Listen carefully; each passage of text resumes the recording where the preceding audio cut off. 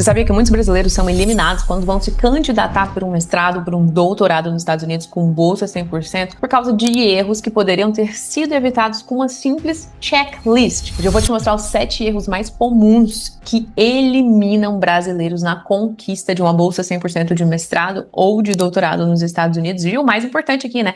Como que você pode evitar cada um deles? Olá, meu nome é Monique e se você quer fazer uma pós-graduação nos Estados Unidos com bolsa 100%, fica comigo aqui até o final, porque pode ser que você esteja cometendo algum desses erros no seu plano de agora. Um doutorado nos Estados Unidos com bolsa 100%, ou seja, sem pagar mensalidade, recebendo um salário em dólar. Muita gente acha que é só tirar uma boa nota no TOEFL, né? Precisa ter um currículo incrível, notas excelentes na faculdade. Só que não. A verdade é que as universidades americanas, elas eliminam candidatos por alguns critérios que pouca gente sabe no Brasil. E a gente sabe disso porque a gente já ajudou milhares de brasileiros a conquistarem bolsa 100% para fazer mestrado e doutorado nos Estados Unidos. E a maioria desses erros nem tem a ver com inteligência, com currículo, com notas na faculdade. São detalhes estratégicos que ninguém te ensina. Erro número 1, tradução mal feita de documentos. Pois é, esse erro é muito clássico, né? A pessoa investe ali meses na sua candidatura, mas na hora de mandar ali o seu currículo acadêmico, por exemplo, né? Porque tem que ser um currículo padrão, PhD nos Estados Unidos, faz uma tradução literal de termos do currículo, ou então faz uma tradução que não faz sentido naquele contexto, né?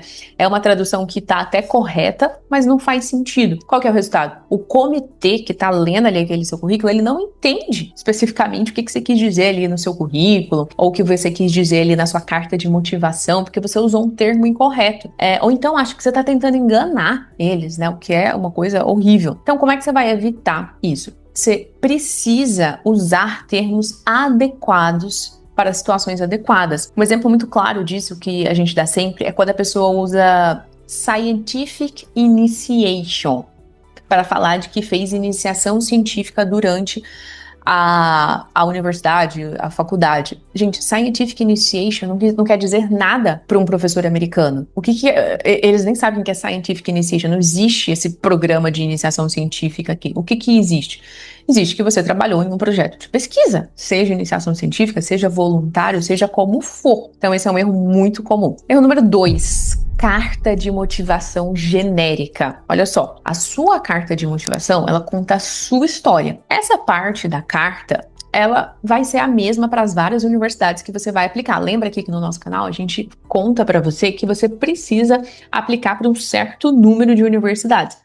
Não precisa ser uma universidade, nem duas, mas também vai aplicar para 100. Então, você vai aplicar ali de 10 a 15 universidades e a sua carta de motivação, a parte que conta a sua história, ela pode até ser a mesma, mas você precisa ter uma carta de motivação específica, ela não pode ser genérica, não pode ser a mesma carta para todas as universidades, ela precisa ser específica em relação a falar por que você gostaria de entrar naquela universidade, o que tem ali naquele programa que te interessa.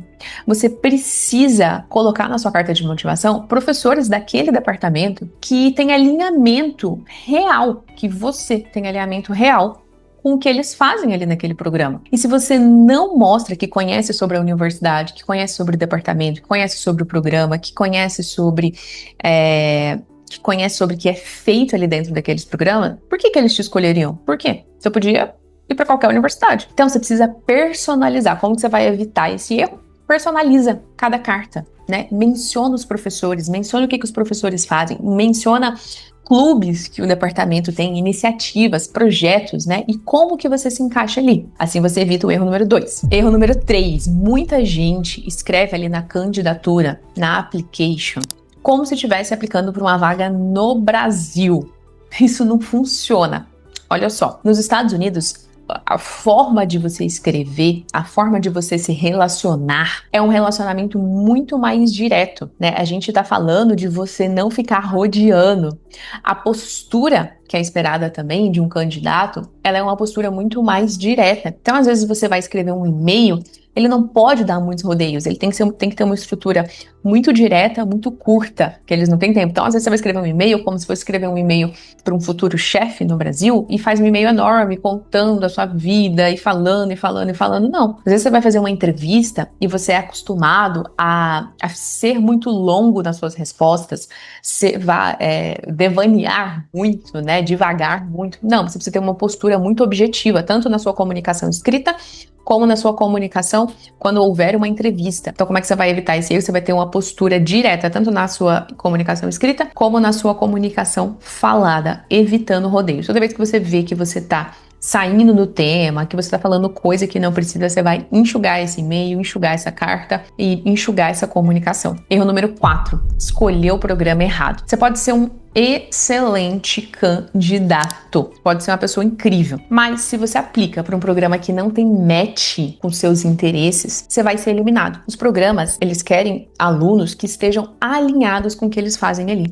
Eles não podem admitir um aluno que vai chegar ali e vai ser infeliz. Ele vai ser infeliz porque ali naquele programa não se faz nada que ele gosta. Eu vou te dar um exemplo aqui. Uma pessoa que é formada em educação e ela tem interesse em educação especial, né, para crianças especiais. E ela entra num departamento, né, ou então ela se candidata para um departamento, ela escolhe um programa, escolhe de forma errada, um programa em que o foco do departamento ali não tem um foco para crianças especiais. Não existe esse foco dentro daquele departamento. O foco são crianças superdotadas, crianças com TDAH e adultos em aprendizado. Então ela manda ali para aquele departamento uma candidatura falando que ela tem interesse em estudar educação especial. É um erro, né? Ela está escolhendo o programa errado. Então, como é que você vai evitar? Você não vai escolher programas para você se candidatar só pelo nome da universidade.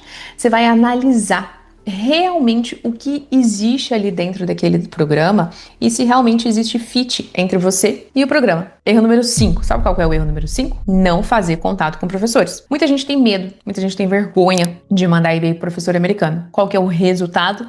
Fica invisível na aplicação. Então, a gente fala muito da nossa mentoria. Não é requisito, mas para aplicar para a bolsa 100% de mestrado ou doutorado nos Estados Unidos, o contato prévio com o orientador, ele pode ser decisivo. Então, como é que você vai evitar esse erro número 5? Você vai enviar um e-mail curto, direto, lembra que a comunicação deve ser objetiva, mostrando seu interesse genuíno pelo trabalho do professor. Então, aqui, nada de copiar e colar, viu? Erro número 6, achar que precisa ter inglês fluente. Isso é um erro muito comum. Você não precisa ser inglês, ter o seu inglês fluente, não precisa ser nativo. Nos Estados Unidos, as pessoas estão acostumadas a ter uma pós-graduação, inclusive a pós-graduação ela é formada por mais aluno internacional do que aluno americano, então eles estão acostumados a lidar com esse tipo de aluno internacional. Nos Estados Unidos, inclusive, existem, né, eu fiz aula de inglês quando eu fui fazer o meu PhD, eu fiz 4 semestres de aula de inglês, então tem aula de inglês, tem centro de escrita para ajudar com a escrita da tese, tem um monte de coisa. Então,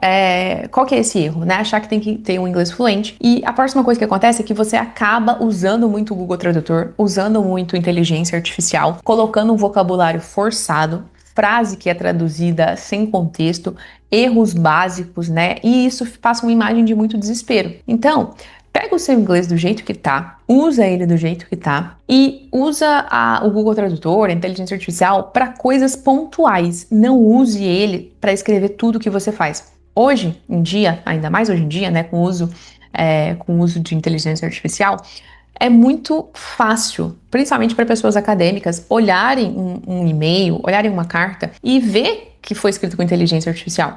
Então, hoje, na nossa atual circunstância, está muito mais valorizado um e-mail que contém erros do que um e-mail que é um vocabulário todo rebuscado, umas frases todas complexas, que claramente foi escrito por inteligência artificial. Então, escreva da forma que você pode. Claro, use a inteligência artificial para trazer mais clareza, use o Google Tradutor para ficar mais claro, mas sem deixar que fique algo rebuscado, algo forçado. Então, como é que você vai evitar esse erro número 6? Você vai usar sim essas ferramentas de revisão, mas sem depender delas. Vai usar elas como um aprimoramento do que você já faz. Erro número 7.